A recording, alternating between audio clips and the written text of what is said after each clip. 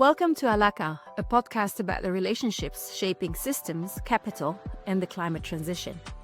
Today, I'm joined by Laura Ortiz Montemayor, founder of SVX Mexico and managing partner at Regenera Ventures Fund, where she works to finance regenerative transitions in Mexico and Colombia. Through SVX and Regenera, Laura has educated thousands of investors and entrepreneurs in Latin America, challenging conventional finance and promoting social entrepreneurship, gender-lens investing, and nature-based solutions. Her mission is to ensure capital works in service of life and not the other way around.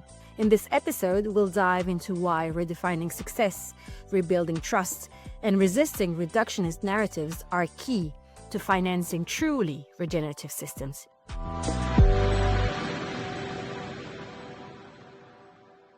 Hello, Laura. Thank you for making some time in your extremely intense and joyful and vital life. So thank you. I really appreciate, and I hope our listeners will get to see a little glimpse of why I'm so excited to have you on the show. Thank you, Imen. It's an honor. First things first, this podcast is essentially about people and how people within organizations can regain their agency, take part of the systems change and be aware of what they can do together to move the systems forward. But this is not something that happens instantly, and most of the time I'm interested to start with a discussion on the origin stories and to get to know you better. So first, let's start with your story. What path, either personal or professional, brought you to try and make a dent in how we see so many fundamentals of finance, dear Lara? So basically, when I was young, I started studying international business. And the reason that I chose that career was just because of the word international. Like, I really wanted to travel for a living. I did explore other paths, but of course, when you choose a career, I believe you're in a very vulnerable age where you want to make it, right? You don't want to be in a vulnerable situation economically. So I guess one of my decisions was driven by economic incentives, but also by the word international, because I just wanted to make sure that I traveled during my work. My career, I think, was very particular in Mexico, precisely because instead of being a specialist career in finance or law or something like that, it was the tour around all the other careers. And so we did study like a little bit of accounting, a little bit of economics, a little bit of marketing, a little bit of communication. So we came out not with a specialist mindset, but with a very generalist mindset. And so that later in my career brought me into holistic thinking, systems thinking, less so than the reductionist, a very focused mindset. But that was at the very early career. And then I went into banking. It was a very particular time because for some of you, you might remember the crisis of 2008. In finance, 2008 was a year of unprecedented turbulence in many years. And precisely one of the main banks that was a protagonist of that turbulence was Citibank.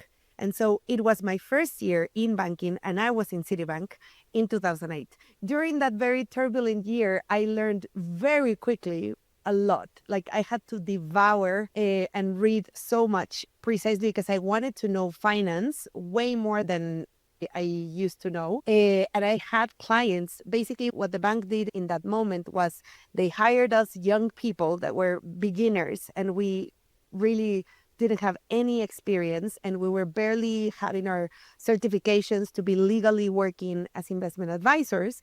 And basically, precisely because of the turbulence and the crisis, they fired a lot of the higher level senior employees that had the experience, and they left us with all those clients and all of those portfolios.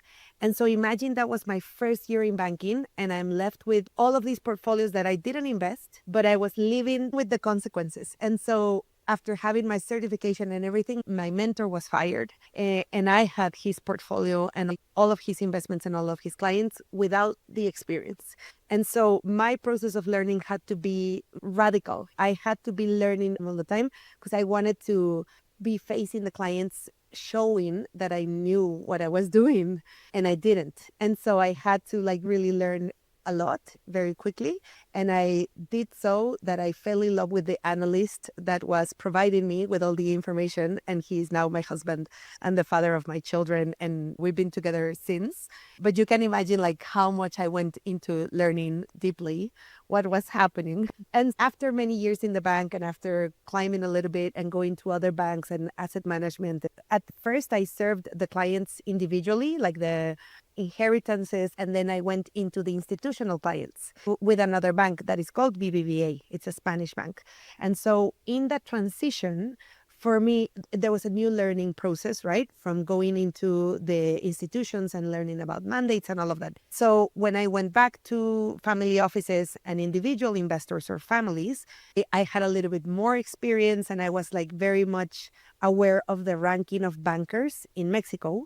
And I really was driven by a lot of ambition and by a very competitive ecosystem that was around me, and that basically the very first time I arrived in that position, I was told that I didn't belong there and that I must have slept with somebody to be in that position. There was a lot of hypotheses around why I was there. And so I wanted to prove myself and I took it to heart, like the ranking and like being on top and blah, blah, blah, like all of that. Very successful years of my career in terms of economic banking bonus, precisely because I wanted so bad to prove myself. But I lost a lot of my health, a lot of myself. And I ended up with a panic attack back in 2013. And so that panic attack made me realize that if I would die that day, because I was being a little bit dramatic, but if I died that day, I had only made the rich richer. And that wasn't at all where I wanted to go with my life, or where my life's purpose really served a purpose. And so that is when I started to restructure my world and said, okay, I might need to let go of all this glamour and all this banking bonus and all these economic incentives, and I might have to let go and explore something else. That was really my turning point. And after that, I came to learn that impact investing existed, and I started learning and unlearning a lot. And I started to reteach myself about investment paradigms and finance paradigms and questioning everything I was taught in school and in the bank. Excellent. It's funny because, or I'm not sure funny is the right word, but not everyone needs to have such a defining moment. There are some people who see things moving gradually in their understanding because they met a number of people and they gradually realize that, oh, wow, this situation is not serving me, or I don't belong here anymore, etc. But I love the way you put it, in the sense that you were so intensely into trying to achieve your goal. And then there was this aha moment. You say at some point you lost yourself. I really tend to hear or imagine the intensity that the younger Laura had. I totally see you having this same kind of force and creative drive and passion, said in a positive sense, in a creative sense, in a building sense today for the project that you're managing and creating. So it's not so different. It's just that the direction is a bit different. You mentioned that you saw yourself as a generalist, but really this topic of finance, or this scope of finance and systems, can be so difficult, daunting in terms of understanding. And so for you, what are the one or two things that people who work in the financial ecosystem really should start considering to unlearn or to let go of? If you had to share this with a good friend of yours who is working in a financial industry, what could it be? I would say a lot of the people that choose careers in finance, like myself, choose it because of economic motives, but also because of the need for external validation. There's an ego factor that is critical in finance and anywhere where you have to like prove your success, right? And so I think there's been a collective storytelling about success meaning wealth, wealth meaning more, always a generic form of more. And so I believe that from my very early education, I was always taught to want more. Let's say when you are in an initial starting point of your career and you're earning little salaries, right? When you say, oh, when I reach this point, that's going to be amazing. And then you reach that point and you're like, no, I want way more. And then you reach that point and that's not enough. And so it's never enough. And so I think we are taught to always want a generic form of more. that keeps us insatisfied and that keeps us in this competitive dynamic of proving ourselves to ourselves and outside. And so one of the things I would definitely work on is the collective storytelling of making everyone always want a generic form of more that keeps us so unsatisfied, and knowing and getting to know our point of enough. And so I think a lot of our education has to be rebuilt around sufficiency. And not just our education, but like global economic paradigms and incentives that just want more as the generic form of growth that is promised by all the governments and by all the companies. And so if you turn to the mission or statements or whatever of any company, they just want to grow. And if you turn into any government or any political party, they always promise growth. So we are putting growth or wanting more as inherently better or good. And so I think there's never a stopping of questioning of what is enough. And how would individual sufficiency look like for collective prosperity? Because as Robin Wall Kimmerer says, all flourishing is mutual. And I think I was never taught that in school. I was always taught that you need to get ahead.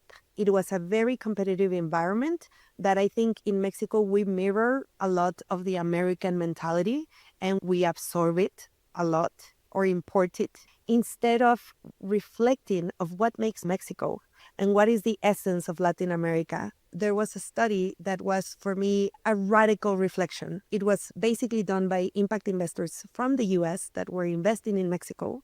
And it was with a lot of psychologists and a lot of anthropologists to analyze the definitions of well-being. And so they thought, and the initial KPIs always came from a very economic, quantitatively measured standards of if you have access to health services, if you have access to education, if you have access to food, right? And so they were measuring well-being with all these quantitative KPIs. And they realized that they were doing a contrast between Latin America and the US. And so they came into the account or realized at the end of the study that there were two main questions that were radically different from the US than Latin America, even though in Latin America, the revenue per person or GDP per capita or whatever was way lower. In Latin America, they were way happier. And so they realized the contrast came down to two questions. One was, how much do you feel loved? And sadly, or unfortunately, in the US, it was like half the answer of the average Latin American. And then the second one is, how much do you feel alone? Basically, we have this epidemic of loneliness and this lack of loving processes that represent a lot of the American culture, but it's driven by education that makes you want to be ahead. And so you prove yourself by being ahead instead of by building community, instead of by being kind, instead of by being conscious and caring about your tribe around you, right? The people around you. And so I think in Latin America, we do have that in our essence. And if we respect that, instead of like just absorbing or importing external imposed models, but rather seeing how much we shine by really being part of our essence about the community, about the family. There's many types of trust, but there's like an affective trust and like an intellectual trust. And I think in the global north, intellectual trust is the one that everyone wants to build.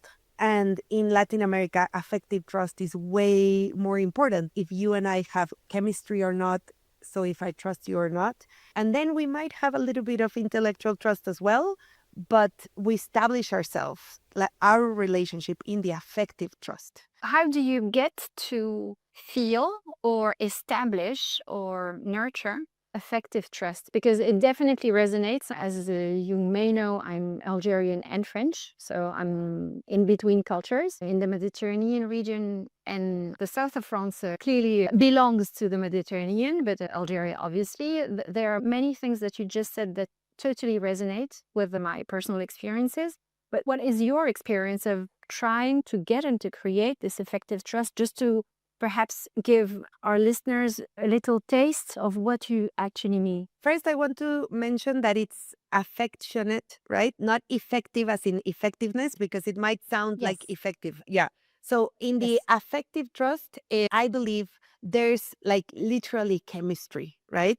There's Mm. chemistry that you feel because you feel people, and you feel people through their presence, through their smile, through their vibes, through their energy. And so affective trust is hidden more in our intuition, in our gut reaction to people. There's people that are more likable than others, but even likable people repel some people, right? So it depends on how you are being likable or not. And so I believe affective trust is very subjective, and it varies a lot because it always depends on the receiver as well, right? It's built by presence, by energies, by feeling, by intuition, and it's a gut feeling. That depends a lot if people have their intuition turned on or if it has been drowned by the intellectual filters. Sometimes you do feel, and now I see it a lot with my kids, when they were very young babies, I felt like you were going, let's say, through the supermarket and you had the baby there, and a person goes by and they're like smiling and they're like looking for that person and they feel something from that person. Then there's other people that when they go by, the kids cry. Like literally, there's something they feel.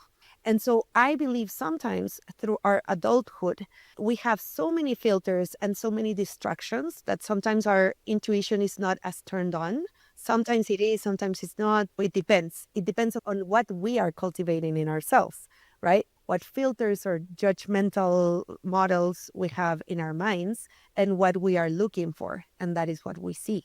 So I think affective trust is very subjective. It is absolutely mutual, and it depends a lot on intuition and feeling and energies. It's all the subjective things that are less measurable and more about the feeling, about how the emotion that something brings us. And so it is natural that if I usually have this face, that you will feel that I'm like threatening you, or that I'm angry at you, or that I'm judging you. And so it is a lot of facial expressions as well and body language that shows you that I'm open to this conversation and I'm actually listening, and that I'm embodying what you're telling me in order to respond and not just giving like a reactive thing Yeah. to get out of the way. What you're saying is so important on so many levels. And obviously, I think it would need like a proper conversation only on this topic. But perhaps two comments on this. One is that because it's so subjective, and there's this thing called homophilia, the fact that we feel more comfortable and we get to choose in our relationships, in the way we allocate money as investors, the way we support entrepreneurs, etc. We get to go along with people who look like us, who joke or laugh at the same jokes as us, who eat the same foods, who went to the same schools, etc. There's a fine line between the capacity to distinguish, like the replication of the status quo, and the people who are in very powerful positions and they get to replicate the same subgroups of people to finance them and recruit them and hire them and promote them. So that's one comment. So a fine line between this and the openness to intuition beyond your usual habits. So I think you're putting your finger on a very important thing. Second comment I wanted to make, with this sort of speech, and again, in this podcast, we focus on relationships as levers of change. With this type of speech, this type of relationships, types of trust that you are building and you have built over the years, how was it received by the people, the investors who trusted you with their money, by the people who jumped in into your venture? And perhaps you want to tell us some words about it. How was it received? And what did it allow you to build that you may not have been in a capacity to build otherwise? That's a wonderful question because it goes back also to a lot of family history. So if I question the essence of Laura and myself, I come from many generations of teachers in many forms. And so I feel in my element when I am teaching. That is where I think I shine the most. I'm never only worried about what I will teach. I'm always worried about the next step of how it will be learned. I don't stop myself in the teaching. I usually take a further step into how will this be learned? How will this be received? And so I think that ever since I was a banker, first of all, I understood who I was speaking with usually. And like, usually there's a lot of insecurities. And at least in the Mexican context that I was working in, I had a lot of people that were very scared to say that they didn't understand or that they didn't know X or Y term. They didn't want to ask. So what I did was tear away that barrier and start with education.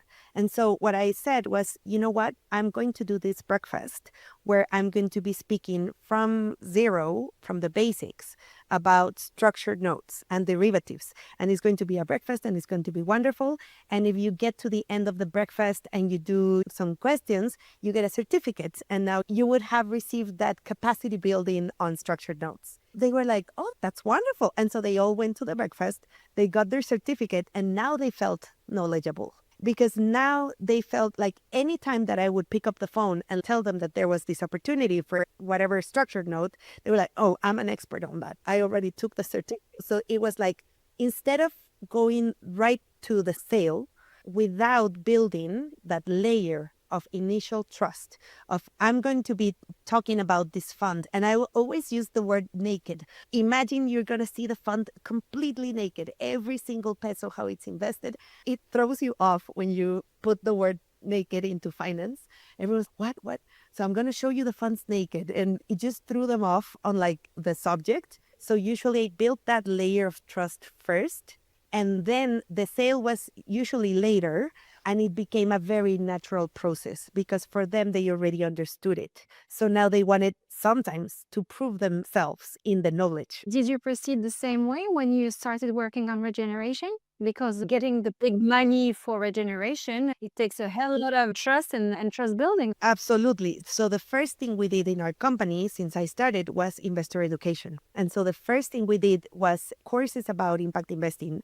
At the very beginning, we were generalists. Again, I wasn't focused at the very beginning on just climate finance or nature-based solutions or regeneration. I didn't even know that with myself. So we first went into courses for investors on impact investing, and we were the very first ones to do it in Spanish. But we didn't just want to translate the global north content. What we did was first I took the courses of what was the American version of impact, and then I took the one in Oxford to see like the UK version. I wouldn't say it's a generalist European, but rather a UK version. And then I went to Canada, and in Canada I didn't take a formal course, but I was there for a whole week of impact investing schedule and agenda. And so basically realized the similarities and differences between the American version that was very much a venture capital that had the extra ingredient of impact. And then the one in the UK was in that time very related to public-private partnerships and impact bonds. And then the one in Canada was always a mix of both because they are part of the Commonwealth of the UK, but they are very Americanized in their culture. So there was like a mix of both. And so when I went to start the first course in Spanish, I said, okay, but what is the Latin American essence? Am I just going to translate content that I learned in the global north, or is there going to be a local thought leadership? And so basically that's what we did. We did teach, this is what's happening in the US, this is what's happening in Europe, this is what's happening elsewhere. But in Latin America, this is what's happening, and we believe our flavor should be this way or that way. And so basically every time we put on a course, it was always co-created locally. It was always cross-pollinating with new cases so that we also build ourselves in the knowledge. And so, for example, we started getting hired all across Latin America because we were the first ones in Spanish. So we were hired in Guatemala, in Panama, in Chile, in Colombia. And so everywhere we went, we showcased local knowledge, local thinkers, and local cases everywhere. And so from that, we learned about all of them. And Peru as well. We also did several in Peru. And so basically we always co-create, we always learn while we teach. And so that way we become very mutualistic in knowledge, and we ensure that knowledge flows both ways. our knowledge has the contrast of knowing so many experiences that really enriches also our experience in order to keep building. And so after 2 or 3 years of doing impact investing in a very generalist way, that's where I realized about biodiversity and climate finance and how little that was invested. And so I started seeing, okay, this is crazy because Latin America is one of the powerhouses in the world of biodiversity, and our investments in biodiversity were zero. The financial investments, because the people's investments were so high already. Exactly. So most of the impact investing in Latin America back in those days, like 10 years ago, it was all about health, education, and microfinance. And so environment was in a completely different ecosystem. And so what I started learning was that the environmental funds had their own conferences, their own networks, and they didn't know and didn't mix with the social impact. And so the social impact was very anthropocentric. It was only thinking about the people, and the environmental funds were only thinking about conservation in a very old school way. And so what we did was build a bridge between the two and started realizing what was investable in the intersection of biodiversity. And we realized impacts in this indivisibility, which is that we cannot impact people positively without the environment that they breathe, eat from, and drink water from. And we cannot fix anything in the environment without the community of stewardship that is in the land or the ecosystems. And so that is where we realize that having social impact here and environmental impact here separately was wrong. And that the first thing we needed was to understand that the health of the people comes from the health of the ecosystem. So if we were only investing in medicine, it is very different than investing in health, because we can never have a healthy society in an unhealthy ecosystem. We will always have a sick society if there's a sick ecosystem. And there's never going to be enough money for medicine for a sick society. So we first need to think about the health of the ecosystem. So by default, the society would be more healthy, and then we would have enough money to pay for medicine for the times and the people who really need it. But we need the default to be health. It's such a challenge of the siloed paradigm. Mhm. So how did you get to nurture, or perhaps you have an example of one particular relationship that you managed to build such a way that you embarked one of your investors to get to shift his or her view to help you deploy this vision and embark and finance and support entrepreneurs in a way that makes sense for you? Because the way you put things together sounds so natural and so obvious, but I know personally how long it takes and how difficult it is to challenge what you used to believe in, what you've been taught, etc. Let alone if you're an employee in a large institution where your job is to manage other people's money or beneficiaries or pensioners, etc. It takes a lot of guts and stamina and will and trust and faith to switch this vision of what used to be to open a space to what could be. So how do you nurture this space and open the possibility of something different with investors? For me, it's always through teaching, because when we do the courses, we are throwing seeds. We're throwing seeds everywhere, and some seeds, they bloom and sprout, and some don't. Or some takes years to bloom. Every time we do education, there's a very diverse audience, not just diversity in the role that they have within, let's say, finance or their money or whatever, but also in their own transition of understanding. And so we acknowledge that in the very beginning of our education, we always talk about, I don't know if you know Theory U by Otto Scharmer. I think he was in the Change Now that I met you. So we always use a slide of Theory U at the very beginning of the course to say, okay, if you're here, you're willing to learn. So you might be already open in an intellectual capacity for new information. But we also want you to know that this education entails way more than your intellectual capacity, but rather you need to open up your heart and your will in order to receive some of this.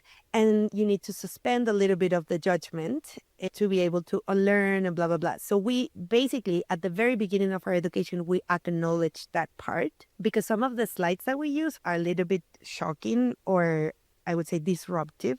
Basically, we don't want to create a very pessimistic view of the world, but we do want to really shock in how wrong the system where we are operating in is. And so sometimes people that are in the context of privilege are not necessarily feeling the crisis themselves. They are in a very cushioned environment where there is no crisis. There's just champagne and trips and jet set and parties and charity. And so sometimes the use of some graphics and everything, I always say before clicking, I say, what is coming is harsh, receive it with an open will, and then I move to that slide. And they're like, oh, but we don't stay in the pessimism. We move forward from the pessimism. Like the pessimism is usually just the first 5% of the talk. And then we move. You need to know how bad the wound is bleeding and where and how, so that you don't go for a Band-Aid, right? Like we need something way bigger. And so basically we go into the depth of the bleeding wounds, but we don't stay there. We always go into, okay, so what level do we need to question in order for the healing process to happen? And so healing in a way that is not only the intellectual side of, yeah, we need blended finance and catalytic capital, but really going deeper into why do we need return? Why do we need return? Like return is part of the ego and it's part of the validation. Most people need return because it's a need to sustain ourselves. But if you no longer need it as a basic need for survival, then you need it because of validation. And so that is part of suspending the ego, and like how do we suspend the ego in order for finance to flourish in a different way, and the investment paradigms can be shifted and blah, blah, blah. And so basically we do tear apart the investment paradigms that psychologically are built in the intellectual vocabulary, right? And so we do go into that, and we do a lot of reflection between what is old wisdom in, let's say, the Oriental wisdom about unity instead of separation, and that unity usually comes from a shared collaboration that is human nature, but also competitiveness is a little bit of human nature, but right now is driving like 95% of us. And that separation mentality that makes us compete makes all of our decisions to be with the ego. And so how do we become bridges ourselves? And so there's an actual image that we use that it's a bridge built by ants. So instead of you seeing an ant individually, you see a bridge. And so I say, when do we stop being the individual ants and when do we become the bridge? A lot of things that usually resonate to them, but always the paradigm of left and right comes a lot in their minds. Like I don't bring it up. It comes to people in their mindset if I'm talking about a leftist point of view versus a right-wing point of view. And so I always say, beyond left and right, that's where we will meet. Like Rumi said, beyond wrong and right, I will meet you there, because I believe we are all complete, that we both have the left and the right hemisphere within us. So we don't need to fight. We need to embrace our wholeness. And it's both in human nature that we collaborate, and my self-interest, it is also part of my human nature. So how do I balance that instead of being in self-interest 95% of my time and decisions and 5% of my time in collaboration? Because that really is not only eating away at the social fabric, it's eating me away. And so in the process of healing the soil, we heal ourselves, and we bring that to investment paradigms. Again, there are so many things that we could comment and jump on or dig deeper, but one of them perhaps is the accessibility, or you mentioned the vulnerability earlier, and now you mention healing, and then you mention ego, and then you mention validation. There are so many barriers or mental hurdles that you're mentioning now that perhaps most people in the financial industry are not used to at least facing and looking at. And I'm sure it creates tensions, even though people can understand from a very theoretical point the need to preserve the environment, the need to regenerate it even, and the need to decarbonize and so on and so forth. But fundamentally, the topics or even the concepts that you're raising right now can be provocative or even hurtful, perhaps, for some people because they consider that they're doing great things. So, how do you navigate this complexity, or how do you hold the two lines of keeping the relationships with your trainees and with your potential investors alive, and at the same time making sure that they go far enough to be able to see the other side and to understand the other side? At the very beginning, I made a lot of mistakes and I had to learn from those mistakes. Some of my very early mistakes was that my attitude was one of opposition. And so when I came in to question them and like telling them basically that everything they were doing was wrong and that I had the answers and I knew better, that was a huge mistake that I have to keep myself working on making sure the right attitude I bring to the narrative, the storytelling, the education, and that making sure that I'm not opposing them and telling them everything is wrong, that the only one that is right, but rather a very non-oppositional, but rather reconciliatory. A topic that I always talk about in Mexico is right after the Second World War, there was an experiment done in Mexico. Mexico was used as a guinea pig for agrochemicals. And so it was called the Green Revolution. Back in those days, the person that did it, the scientist that did it, received a Nobel Prize. And it was very well regarded because, of course, he was fighting famine and starvation, and they wanted to produce more food. Instead of opposing in a way that the Green Revolution that was so wrong and that poisoned us and brought cancer to every corner of the world. No, I'm not saying that. I'm saying we understand that the paradigms of those moments were different and the need of that moment was different and the realizing of that moment was different, so that the scientific advances or progress of bringing agrochemicals to food to temporarily augment production, they had a lot of unintended consequences, but I believe the initial intent might have very honorable intentions. Probably, I hope. So we recognize that it comes from a different paradigm that when we are today, after decades of being poisoned and after decades of seeing the effects and after decades of seeing that, yes, production rose at the very beginning, but then we are now needing more agrochemicals and the soil is basically becoming an addict, a drug addict. And we need to take them away from the drugs, but also taking them radically away from the drugs gives a relapse phase, just like it would do for any drug addict. But the flourishing and the prosperity that can come afterwards can be those topics like agrochemicals that is very controversial.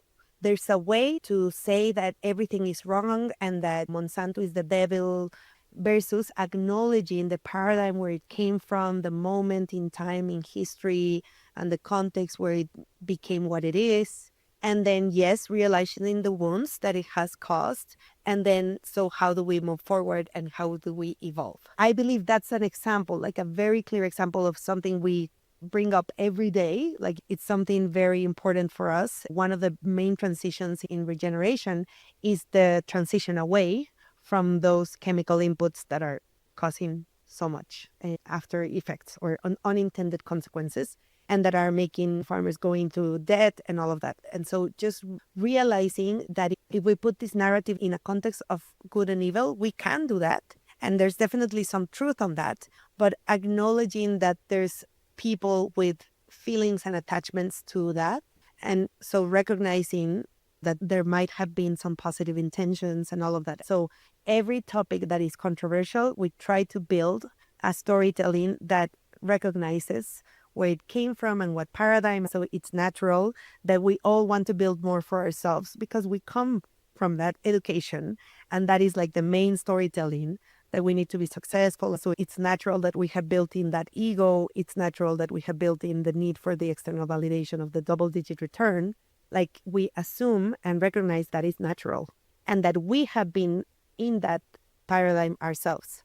And so that is where I think it becomes very reconciliatory and not opposing. There's a lot of anthropology in what you're saying. One of my most important inspirations and sources of deep reflection is the French anthropologist, sociologist who worked and wrote so much about ecology at large. And before he died, during COVID, he wrote and he performed a research project on attachments in a locality in the center of France, I believe, and the question of with a group of people that they would visit and they would discuss on the ground with his students and his co-researchers. They would discuss as a community with the people who lived on that land, with the people who worked on that land, with the people who traveled through that land, how important and what it meant to be attached to a number of practices, a number of projections in themselves, and how, in terms of hierarchy, if they had to let go of things, what was the relationship that they kept and the ones that they were ready to let go for either the greater good or for the sake of that community that they were fundamentally attached to. Very interesting research project, like a live research action. Thank you for that, Laura. Jumping to a different section, contrarian thoughts. It's not an opposition, it's not provocative, but still, I think it's important that we try and challenge ourselves. And the responsibility that I'm giving you now, dear Laura, is to leave a comment or share a comment or a statement that will be commented later on by further guests and creating a chain. One thing, a story, a question, a statement that you feel is particularly not necessarily provocative, but which doesn't go with the crowd, which is not the most obvious statement in your field or within the financial industry, if you will, or more particularly in your field. What would that be? Ooh, okay. Get Ooh. ready. Are you ready, Imen? Go for it. You brought it up. You mentioned the word decarbonization. And so, one of the very controversial views that I have is that I am completely against that word. We have such a reductionistic climate crisis narrative, brings us into this one single goal for humanity to decarbonize, even though human beings are carbon life forms. So, for me, putting carbon as the villain that we need to get rid of, when in reality, and if we had more ecological intelligence collectively, we would realize that carbon is a molecule of life. We cannot put as synonyms carbon and carbon dioxide. Carbon is an element, carbon dioxide is, let's say, a composite gas. It is completely different. And so when we use the word decarbonize, we are saying our lack of ecological intelligence and our absolute disconnection to real life science. Because maybe what we want to say is that we need to balance the carbon cycle because we have been using fossil fuels very intensively. But the fact that we chose to say decarbonization, for me, it's the total nonsense. Because for the people that only know the very minimal, superficial climate narrative, that is all they hear. And the only limit that people know is the 1.5 degrees Celsius that we are supposedly not to go beyond when humanity lives off way more than temperature. And so we are driven by this carbon tunnel vision that only looks at carbon emissions. And so carbon emissions have become the answer of good or bad. So you're either good or evil because of your carbon emissions or neutrality, when actually the carbon cycle does not work as an equation. In algebra or in math or in engineering, you take the positive and the negative and that neutralizes. That is the engineering mentality because the climate narrative has been very engineered. The engineer billionaires have built the climate narrative, the mainstream one. And so instead of the collective narrative of climate listening to the scientists of the IPCC, the one that everyone knows is the one that is propelled by billionaire interests that are usually themselves engineers. They publish their books. They make their books available everywhere. They put it in all the universities, and I think you know who I'm talking about. And so they put decarbonization on as the top goal, and they go into electric vehicles and all of those things where they are basically given the 10 commandments of the climate crisis. And so they put carbon as the villain. They put the cow as the villain. And they also say that the human race is like the virus or the cancer of the planet. So I believe that is a very destructive narrative and it has no ecological intelligence whatsoever. And it is unscientific to say decarbonization. And so I am very worried because it has become so common. It's everywhere. It's part of every single bank, corporate, a national strategy. So instead of us wanting to recognize the 9 planetary boundaries and the fact that the biodiversity loss is like the limit that we have most gone into extinction. And so no one is talking about biodiversity loss and extinction. Everyone is talking about decarbonization. And so we're losing the living world, and the living world is what metabolizes climate. So the climate vulnerability is a symptom of the loss of nature. And we are measuring everything in this world through carbon emissions. If I want to know about your well-being and your health, and the only data that I had was your blood pressure, I cannot know your health by one single number, which is your blood pressure. Your blood pressure is important, but it's not the whole picture. Somebody might commit suicide tomorrow, and today their blood pressure was great, but nobody checked on their mental health. And so that is the danger of reducing this very important collective narrative into decarbonization as a goal. But it goes beyond the collective narrative. There's the notion of time and speed. When we started this discussion, I said, oh, thank you for making time in your busy schedule. And then I said, no, you're not busy. You're full. You're doing things. You're building things. You're making time for people who matter to you.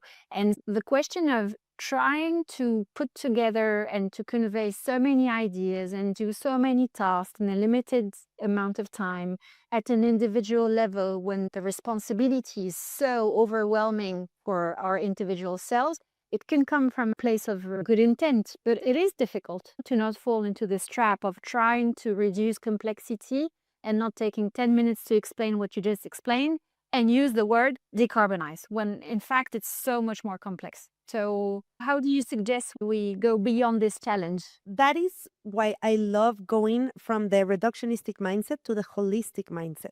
I think that leap is fundamental, because the reductionistic mindset makes us hyper-focused on a single element that we can measure quantitatively.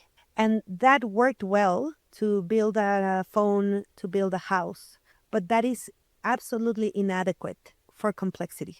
In order for us to embrace complexity, we need to change our minds from the reductionistic to the holistic.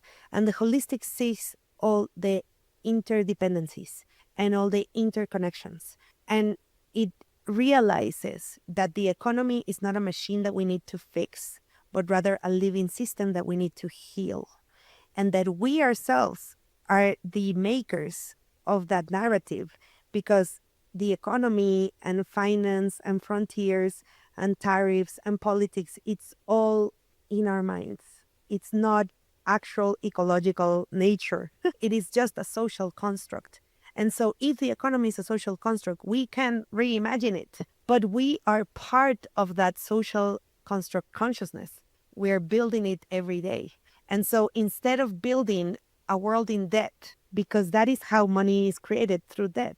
And so it makes us in debt. The individuals, the countries, and the companies, everyone is in a system of debt. We can reimagine that. Of course, we could think about a different way of arranging ourselves that does not inherently imply a compound interest, because that compound interest has never been created. So I need this addiction to growth for the economy to function. And that addiction to growth will make the living world disappear, because we need to liquidate it to pay back an interest. So who are we indebted to? Are we indebted to nature? Because I think we are, ecologically speaking and scientifically speaking, we are indebted to nature. But in all our narratives, we are indebted to the bank. That is our daily narrative. And so that is a narrative that completely goes against nature. It's anti-natural. So I think we need to really step outside of this social construct that is so unsustainable, so unnatural, and really make a new one. But we cannot make a new one outside of the matrix. We live within the matrix. We live within the paying rent. So we need to be profitable while we change it. Imagine, it's so hard. I see what you mean. It's crazy, man. It's crazy, but it's how we embrace complexity. Instead of looking at symptoms in a very isolated way and like blaming the cow or blaming the people for eating what we've eaten because we're omnivores. We're like blaming the cow instead of the how. And we're like making so many things our enemies in this climate narrative without the actual understanding of complexity. I know it's a reflex to reduce everything into a one word, one focus one KPI, but we need to step away from that reflex that we have and go into a holistic mindset. It would be nice now to have a shout out moment. Who is your go-to person when thinking about complexity? Wow. There's so many. Okay. So imagine I have this right in front of me. And so that is why I'm going to Carol Sanford. Carol Sanford, she passed away recently, some months ago. Joanna Macy, that just passed away, I believe, last week. And she is the author of Active Hope. She always says that hope is not something you have, it's something you are. It's like rethinking and reframing. But there's so many that actually talk about living systems like Friedhof Capra. But also one of my biggest teachers, I would say, is John Fullerton. So he also comes from a story of being a banker and leaving the bank after many years of being successful and going into regenerative economics. So now it's regenerative economics, but at first he named it originally regenerative capitalism. And then he completely took away the capitalism. And I think he keeps questioning himself. So he's totally one of my main teachers and influences and mentors personally. And I think that having known him personally and not just reading his white papers or whatever, I think has been very influential on me. But beyond that, there's other two indigenous wisdom healers that for me are wow. Robin Wall Kimmerer, that I mentioned earlier about all flourishing being mutual. What I love about her is her book of Braiding Sweetgrass really brings this reconciliatory paradigm that I was mentioning about basically the braiding sweetgrass is a braid between the science, like the Occidental science that we are used to, with the indigenous ancestral wisdom. Let's recognize for a minute that there was science in China, in India, in the Middle East, in the Arab world. Sorry, just I have to say it. That's exactly what she's saying, that what we know today as science is a very Eurocentric narrative. And that there's a lot of other wisdom that has to reincorporate themselves because it's not as well known or as spread as it should be. In some cases, it was burned and it was erased when the knowledge was already there. And so basically what she's saying in Braiding Sweetgrass is the reconciliation between knowledges and understandings and the recognition of them. I love that because she's very reconciliatory about that. And the other one would be, of course, Vandana Shiva, that is always an activist for biodiversity.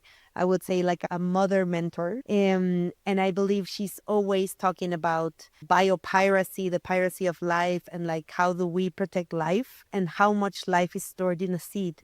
And the wisdom of the exchange of seeds and communities and rural mindsets. And ecofeminism, she's one of the figures of ecofeminisms because we should use the plural because there are many ways and forms. When you mentioned earlier what is enough, the question of subsistence and enoughness is a question that has been raised by many women activists and thinkers. Thank you for the shout out. Okay, last section. We're nearly done. So it's a flash round.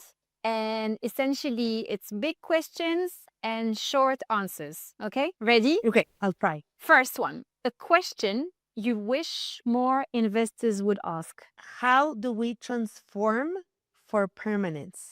How do we build permanence? Not permanence forever, but I wish more investors would ask about not scale in the way of volume and size, but scale in the transcendence of time. Productive ecosystems that can last thousands of years. That is what would bring a healthy production. So longevity. Yes, I would love for permanence and longevity to be in the questioning. Because you see, when you say permanence, it's provocative as well because life is about change. Mhm. It's about lots and lots of trials. Life in its essential forms is not efficient. It doesn't provide only one way. There are many ways, many of which do not work and some of which work. It's a bit provocative to talk about permanence and life in the same sentence. Yes. Longevity then. Second question, one book, music, or practice that helps you to hold complexity? Braiding Sweetgrass, without a doubt.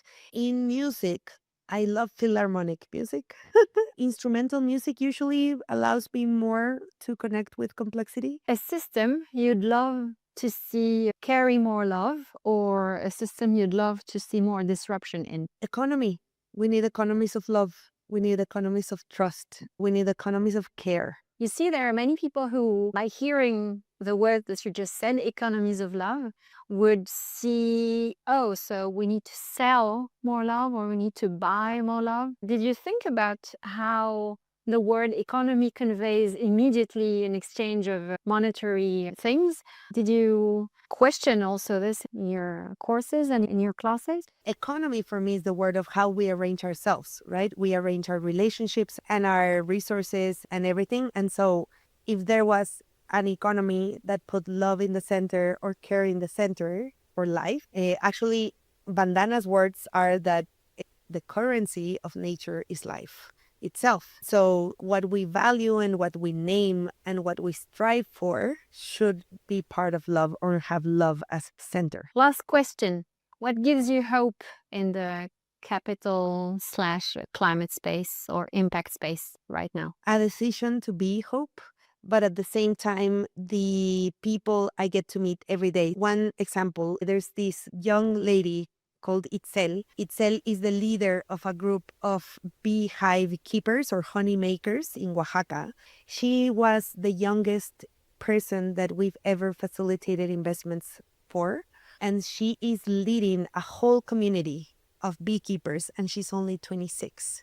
For me, hearing her speak, she's so inspirational, so motivated, so everything. And like responsibility fell on her very abruptly because of the loss of her parents. And she was the first educated person in college of the whole community. So everyone trusts her.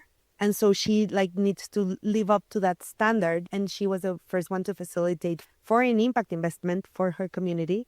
For me, she is one of those stories that gives me so much hope because of her youth, her talent, the transcendental things that she's stewarding for, and the care and nuance that she puts into every decision. I learned a lot from that process. Thank you, Laura. Do you have one final word that you would have wished you spent more time on? I forgot to mention that in relationships, I think there's a lot of complementarity that makes relationships be maintained. And so I believe that in finance and investments, and if we want to make business work, there has to be a lot of complementarity.